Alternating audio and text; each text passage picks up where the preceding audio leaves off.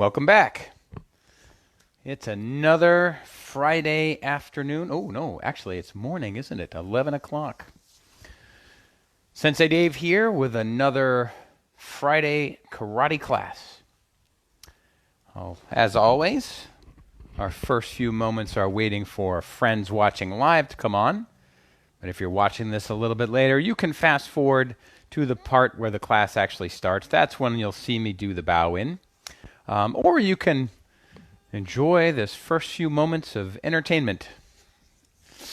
What we're going to do today is a drill for your hands. As we said last week or earlier this week, that this week's classes are all about the hands. We're just going to focus on different ways we can use our hands, different drills we can practice to help us make our hands faster or more accurate. Audrey, how you doing, sir? Welcome. Building in my backyard. Your dad said you want to know what it was. If you watched the gym class I did yesterday, you can actually see it. It's in the video section on Facebook. So today's class is going to be a short class about accuracy with our hands. Oh, that's a big word. Accuracy. Do you know what it means to be accurate? Well, it means you're on target. That if you're aiming at something, well, if you're accurate, do you hit what you're aiming for or do you hit it? That's right, you hit it. So we're going to try a few drills to practice our accuracy. Now, what you'll need today is maybe some stuffed animals or even just one stuffed animal. I'll show you how you can do it both ways.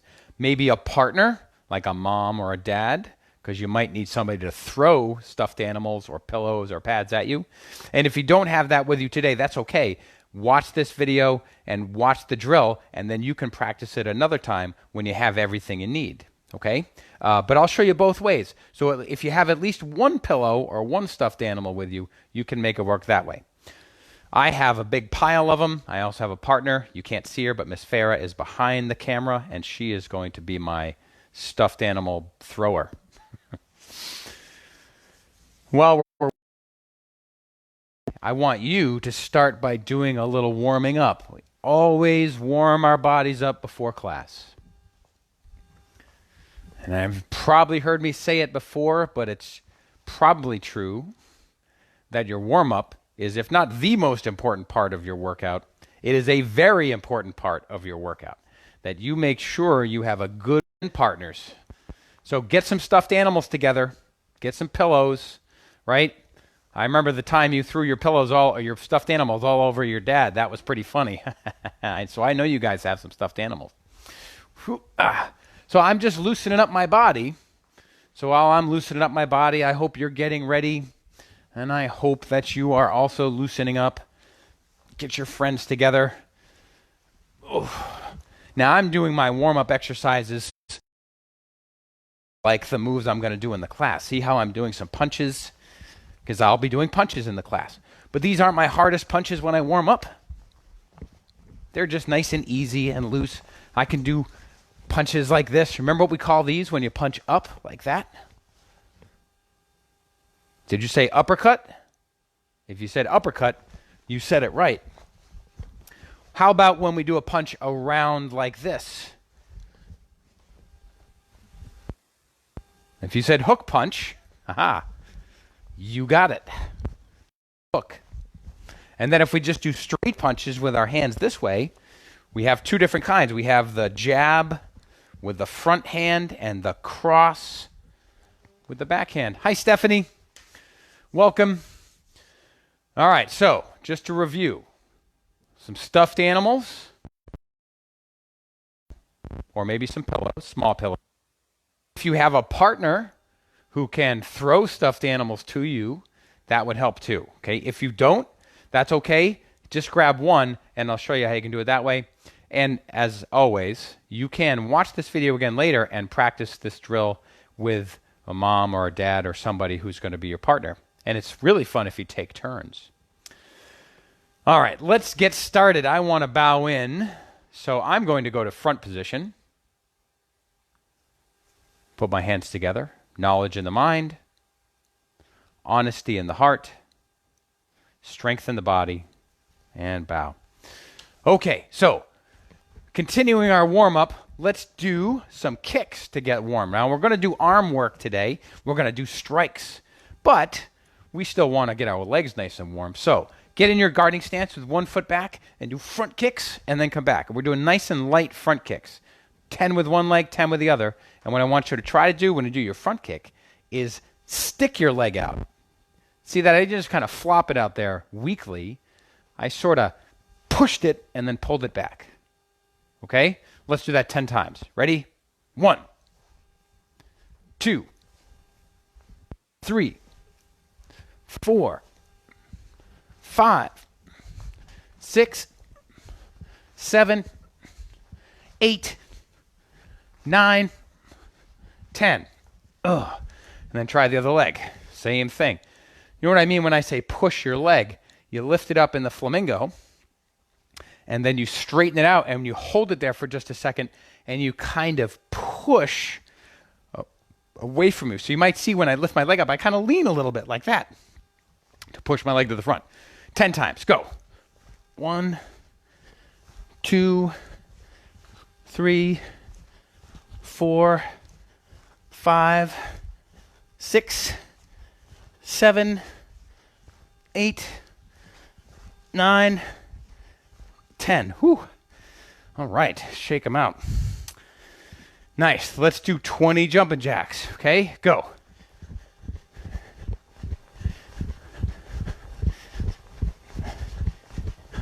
That's 10 for me. 5, 6, 7, 8, 9, and 20. Good. Keep moving. Oops. One of my signs fell over. Isn't that the funny part about doing your exercises in your house? All your stuff is in your house. Okay, so keep moving. Show me that bounce that we worked on this week in our stance with our hands up. Now I just want to see you do a punch when I say go, and you can do whatever punch you want. You could do a jab. You could do a cross. You could do a hook. You could do an uppercut. Okay, any one of those. So bounce. Totally up to you which one you do. Go. Ooh, I did a hook that time. Go. Go. Go. Go. Go. Now let a little air out when you do your punch too. So when I do a strike, I don't hold my breath. No, whew, that would be bad. So every time you do a strike, you can go little air out. Or, like we do sometimes in class, you could do the karate yell. But if you're in your house, it might be a little loud to do karate yells in the living room, don't you think? If it's okay with mom and dad, you can do karate yells. Do you remember what we call the yell? That's right. It's called a ki. The ki is the name of the yell. The word you say when you yell, well, that can be different, right? You could say, hey, like that. You could say, hup, like that. You could say, hey, or something else. All right, here we go. We're bouncing. When I say go, you do any strike you want. Let some air out. Or do a ki. Go. Go. Go. Go. Go. Nice. Now, let's do a combination. Oh, do you remember last class?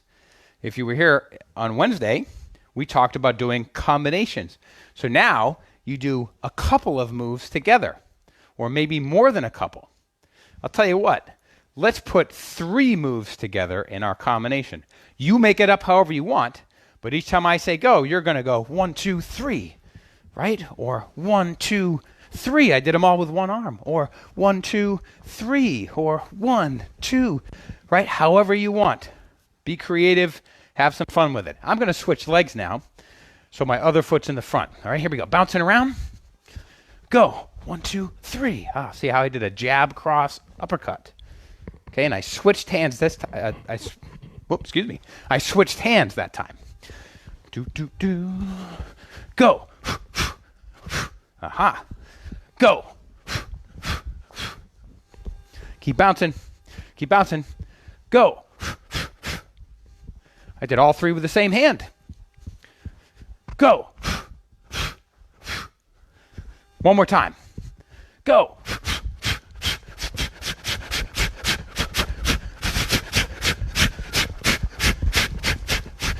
Oh, wait a minute. Whew. Sorry, I got a little carried away there. I did a whole bunch.